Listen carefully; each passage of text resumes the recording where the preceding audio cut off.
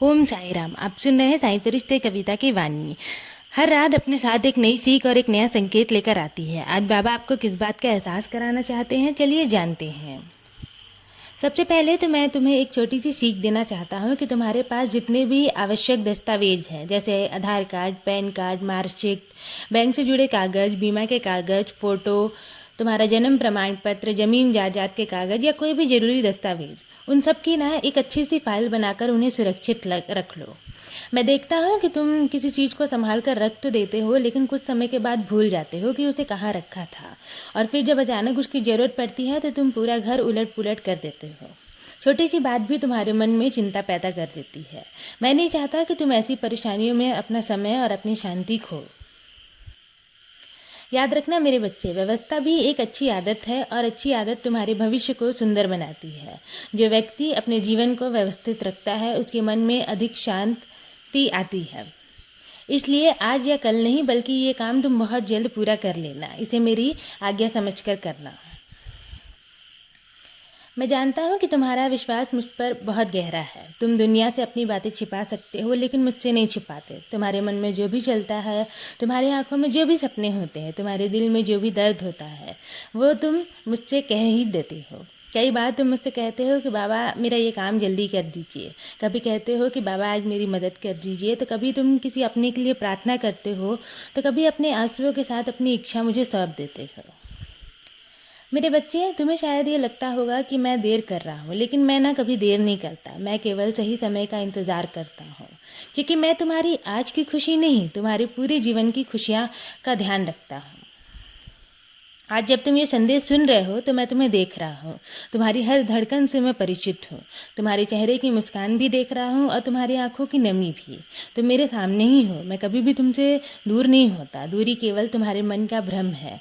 मेरा प्रेम तो हर समय तुम्हें घेरे रहता है। मैं तुम्हारी हर प्रार्थना सुनता हूँ मेरे बच्चे। कोई भी प्रार्थना व्यर्थ नहीं जाती है तुम्हारी। कभी उसका उत्तर तुरंत मिलता है, कभी समय लेकर मिलता है, तो कभी उससे भी बेहतर रूप में मिलता है, जिसकी तुमने कल्पना भी नहीं की होती है।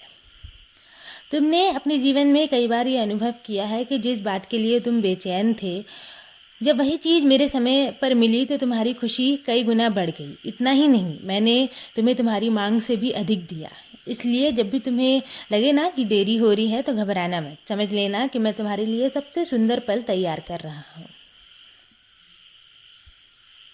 तुम बार बार सोचते हो कि कब सब ठीक होगा, तो मैं तुमसे कहता हूँ कि बहुत जल्द, क्योंकि मैं तुम्हारे जीवन में केवल तुम्हारी समस्या दूर करने के लिए नहीं आया हूँ। मैं तुम्हारी सोच बदलने के लिए आया हूँ, तुम्हारी आदतों को सुधारने आया हूँ, तुम्हारे आत्मविश्वास को जगाने आया हूँ, तुम्हारे टूटे हुए विश्वास को फिर से मजबूत करने आया हूँ, और साथ ही तुम्हारे घर में सुख, शांति और समृद्धि लाने आया हूँ।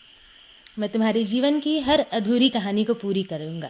तुम्हें चिंता करने की ज़रूरत नहीं है। जो रिश्ते टूट गए हैं, जहाँ सुधार संभव है वहाँ सुधार भी करूँगा, और जहाँ नई शुरुआत बेहतर होगी वहाँ मैं नई राह भी दिखाऊँगा। तुम्हारी मेहनत का फल तुम्हें ज़रूर मिलेगा।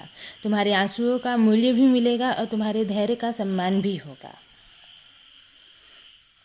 मुझे मालूम है कि तुम्हारे मन में एक व्यक्ति को लेकर बहुत चिंता रहती है कि वो व्यक्ति हर समय नशे में अपने जीवन को बर्बाद कर रहा है। तुम उसके लिए बार बार मेरे सामने प्रार्थना करते हो। तुम्हारी वो प्रार्थना मैं हर बार सुनता हूँ, और आज मैं तुम्हें उत्तर देता हूँ कि उसकी चिंता छोड़ दो। आज तुम सब कुछ मेरे हवाले कर दो। ये समय ना हमेशा नहीं रहेगा। जिस नशे ने आज उसके मन को बांध रखा है, उसी से मैं उसका मन धीरे धीरे दूर कर दूंगा।